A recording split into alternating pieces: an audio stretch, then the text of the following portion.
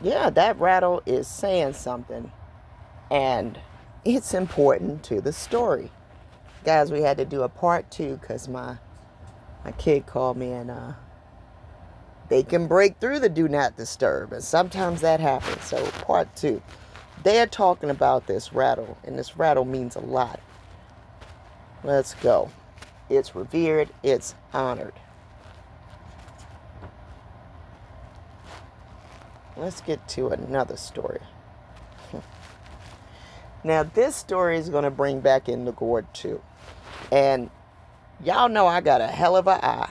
And I told you these saguaros are only found in Arizona, right? Southern Arizona, right?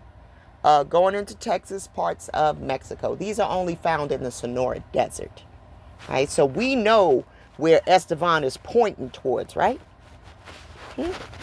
Let's get to this little story. The history of slavery in the Western Hemisphere has, of course, been well documented. Let me try to close this mess. Can't. But there is one name that is often overlooked in within the posterity of black people in the New World. Estevanico, sometimes called Mustafa Zamori, Black Stephen, Esteban the Moor, or Stephen Durantes. Right, guys? And we know that he turns into Stephen the First. We know he's Judah because we see him with the red string on his wrist, right? Stephen the Moor, right? Estevanico was a member of the Panfilo de Varese 300-man Spanish expedition, which arrived in April 1528 near present-day Tampa Bay, Florida. The expedition was largely doomed from the start. This was not uncommon among the list of Spanish conquistadors who ventured in the New World, seeking fertile land and untold riches. Imagine from the artful tales of Giovanni Verrazano, who explored the Northeast, Cabeza de Vaca in the Gulf of Mexico, Hernando Cortez in Mexico, Hernando de Soto near present-day Florida, and Francisco Pizarro far south in Peru, who was Estevanico. Chroniclers from the 16th century, who were contemporaries of Estevanico, considered him a Negro. However, modern historians claim he was descended from the Hamites, who were white residents of North Africa. According to this theory, Estevanico could not have been black. Historian Carol L. Riley has asserted that Estevanico was black in the sense that we would use the word in modern America. Actually, in modern generic terms, I suspect that Estevanico was very mixed. Riley also explained that if Estevanico was considered a Negro, his mixture must have been mainly black. Estevanico in 1513 was sold into slavery to the Portuguese in the town of Azamore, a Portuguese enclave on Morocco's Atlantic coast. More contemporary accounts have referred to him as an Arabized black, right? Well, now, why is that important? Because that's going to bring in that Islamic stuff, right? Or more, the latter term often used for Berber natives. History primarily refers to him as a black African. A Spaniard, Diego de Guzman, reportedly saw Estevanico in 1536 and described him as brown.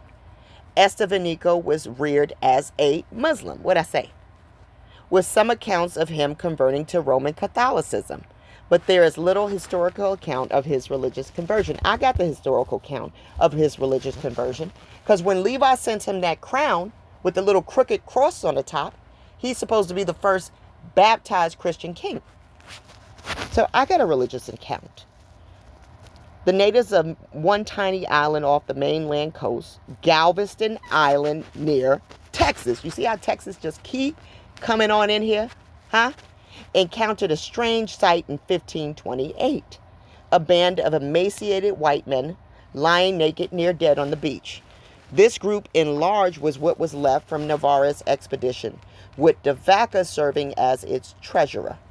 Navarre dreamed of riches when he reached the Florida coast. After finding more traces of gold, he split the group and dispatched the ships towards the River of Palms, today Rio Grande, and took the land force towards a reportedly rich city brimming with gold and silver called Appalachian near Tallahassee, Florida. A doomed expedition. Instead of finding their heart's desire and wealth, the only thing encountered in Florida's panhandle were naked native Indians. They keep lying on us. Low supplies of food and even less game. The 260-man party lasted 2 weeks in this region. All right. Cortez, for his part, had listened faithfully to these tales of riches, but found neither a queen called Califia nor gold, right? They're up there. They want to get to the cities of gold, right? But the cities of gold, like I told you, it's not real gold, guys. This is the oil. Arriving in Texas. This is what we were supposed to get to, right, guys? Because I keep telling you, they keep with the Texas, right? Estevanico was assuredly the first African to traverse Texas. He wasn't African. In fact, historians believe, because he's carrying something like the Taínos, right? So we know he ain't African.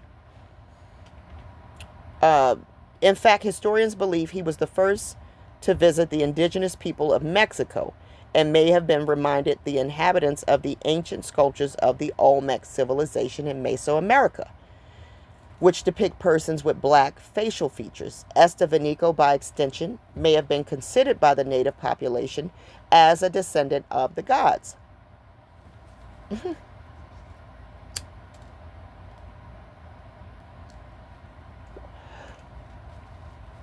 Let's keep going.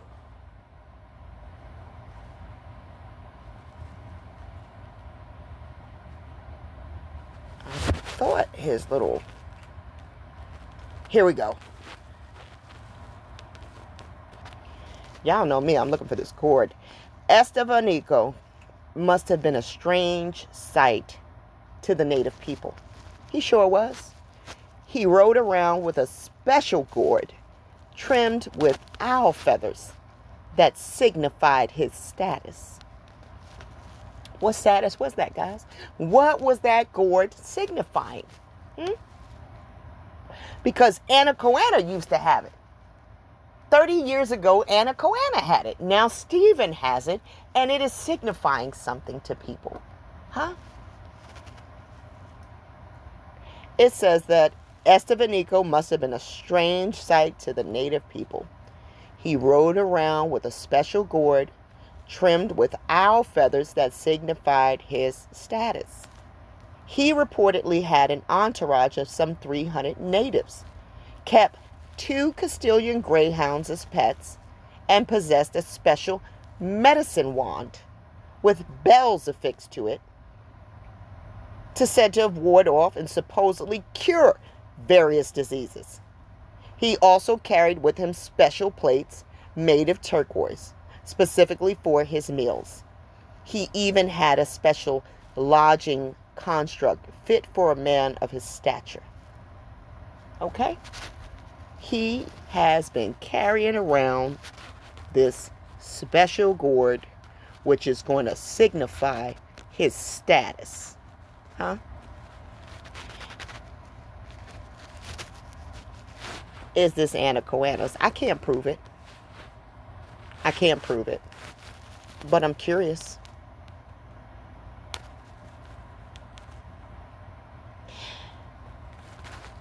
Listen to this. Medicine man. Member of an indigenous society who is knowledgeable about the magical and chemical potencies of various substances and skilled in the ritual through which they are administered. The term has been used most widely in the context of American Indian cultures, but is applicable to many others as well. Despite the term's nomenclature, women perform this function in many societies. I read that slow so y'all could catch that. I'm sure it was annoying. Let's do it again. Women perform this function in many societies. Do they do it now? No, because they hung the women that were doing this. Remember? They rounded up 80 of the chiefs and burned them. And 30 years later, we got Stephen rolling around, acting like he's doing something. Traditionally, medicine people are called upon to prevent or heal the physical and mental illnesses of individuals, as well as all social ruptures that occur when murders and other calamitous events take place within a community. Some men and women undergo rigorous initiation to gain supernatural powers, while others become experts through apprenticeship. Many complete a combination of these processes. Do they do that anymore? No, they got your ass lining up at CVS now to cure all your many ailments. These people are gone. There is no more Arietto. There is no more healing. Nah. The medicine person commonly carries out a kit of objects, feathers of particular birds, suggestively shaped or marked stones, pollen, hallucinogens, or medicinal plants, or other items that are associated with healing. In some cases, these materials are considered to have been drawn out of the body of the practitioner at his or her initiation into the healer's arts. Correspondingly, the work of healing often involves the extraction of offending substances from the patient's body by sucking, pulling, or other means. In some cases, an object must be physically removed from the patient.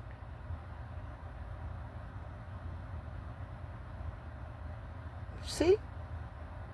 Because traditional indigenous belief systems often attribute illness and other distressing situations to the activities of witches or sorcerers, the term witch doctor, denoting a person who diagnoses and treats such conditions, was coined in the 18th century.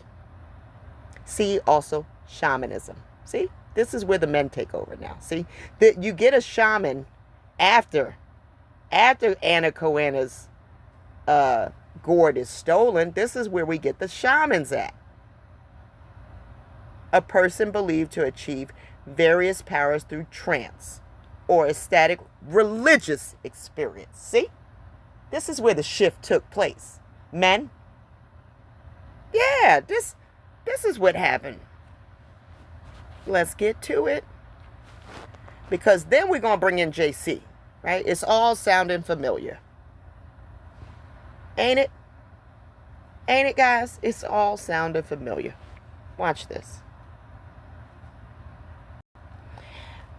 Guys, I like to talk about Texas, right? I keep talking Texas, right? We had Imperial County. Well, you know what else was in Texas? Crane County. Crane County. And you know where it's at? Right here. Right here. On the waterfront. You see that? Right there on the waterfront.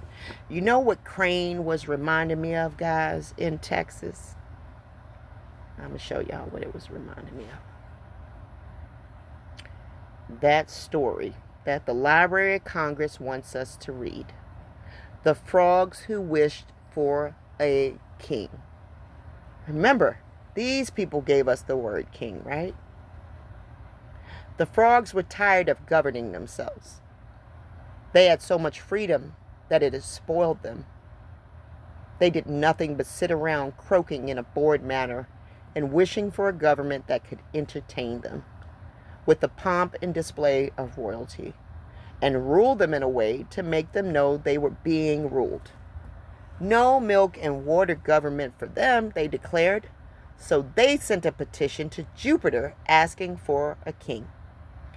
Jupiter saw what simple and foolish creatures they were, but to keep them quiet and make them think they had a king, he threw down a huge log, which fell into the water with a great splash. The frogs hid themselves amongst the reed and grass, thinking the new king to be some fearful giant. But they soon discovered, now who was tall? Saul, guys, your first king, huh? He was tall and big, right? Some fearful giant.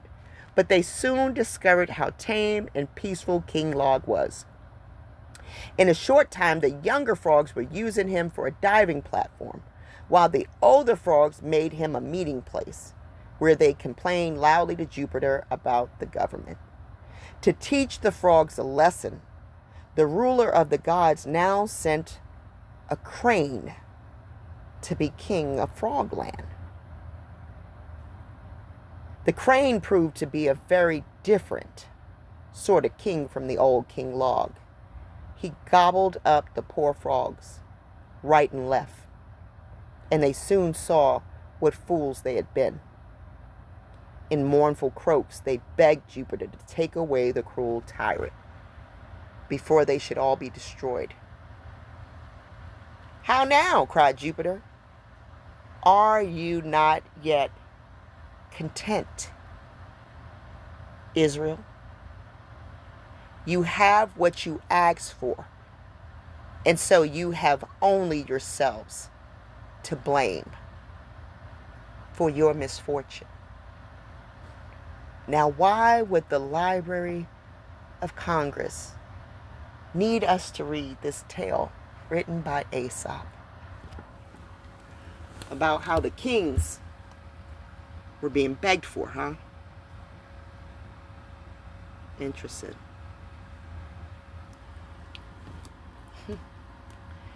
You see that gourd, guys? This gourd art is influenced by the medicine man, adorned with his medicine satchel and his native jewelry. You see that?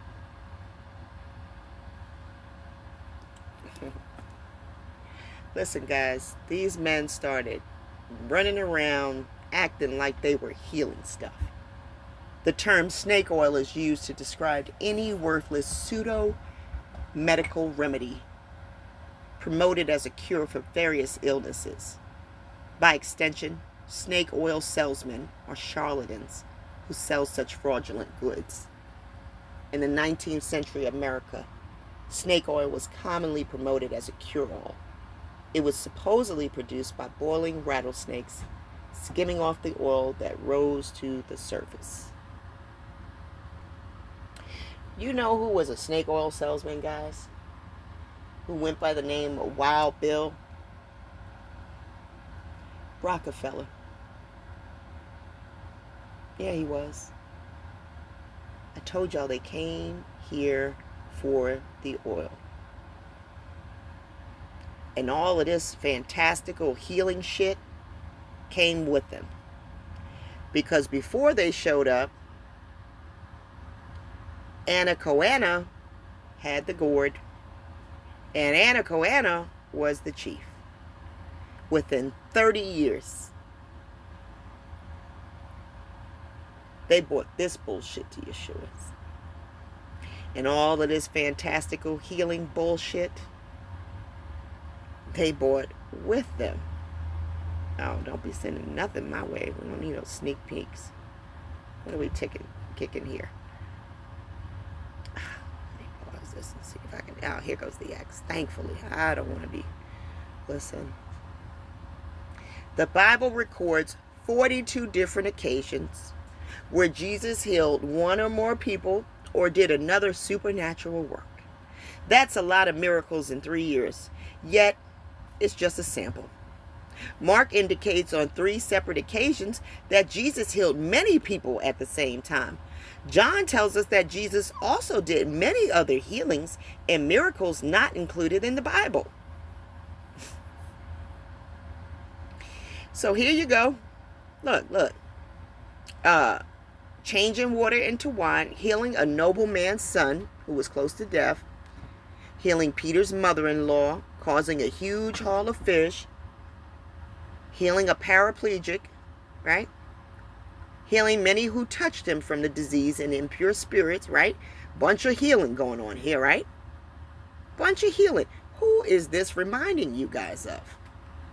Huh? Who had the gourd? Who by 1534 has changed the game? Never forget that within 30 years after wiping out Anacoana, and the 80 chiefs, Esteban got the gourd now. The symbol of fertility, the healing instrument, that by rattling it, it is healing your body. Right, Esteban got it. Now, and while Esteban got the gourd, who is handing down your culture to you? Who is handing down the memory of that? Nobody. Because they wiped out the 80 chiefs. And what Crystal say? Let me pause it.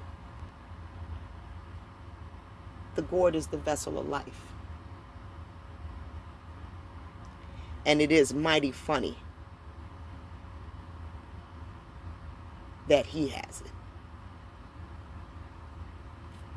It's mighty funny.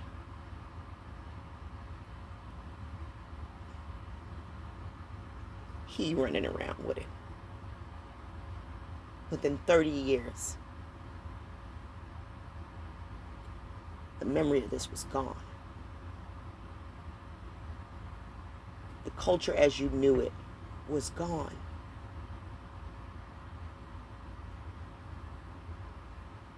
It was eviscerated.